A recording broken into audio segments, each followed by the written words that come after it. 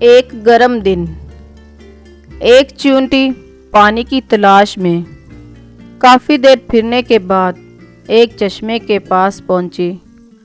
چشمے کا پانی دور تھا، جس کے پاس پہنچنے کے لیے چیونٹی نے گھاس کے تنکے کا سہارا لیا۔ اوپر جاتے ہوئے تنکے سے پھسل گئی اور نیچے پانی میں گر گئی۔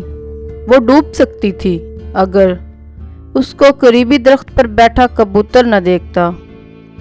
کبوتر نے دیکھا کہ ایک چیونٹی مشکل میں ہے اور پانی میں ڈوب رہی ہے، تو اس نے جلدی سے درخت کا پتا توڑا اور پانی میں ڈوبتی ہوئی چیونٹی کے پاس پھینک دیا۔ جلد ہی چیونٹی پتے کے اوپر آ گئی۔ پتا چیونٹی کو بحفاظت خشکی پر لے آیا۔ خشکی پر آنے کے بعد چیونٹی نے دیکھا کہ ایک شکاری کبوتر کا شکار کرنے کے لیے بندوق کا نشانہ باندھ رہا ہے۔ جلدی سے چیونٹی نے شکاری کی ایڑی پر کاٹ لیا۔ تکلیف کی وجہ سے شکاری کا نشانہ خطا ہو گیا۔ کبوتر جلدی سے بحفاظت جنگل کی طرف اڑ گیا۔ اخلاقی سبق: اچھائی کا بدلہ اچھائی۔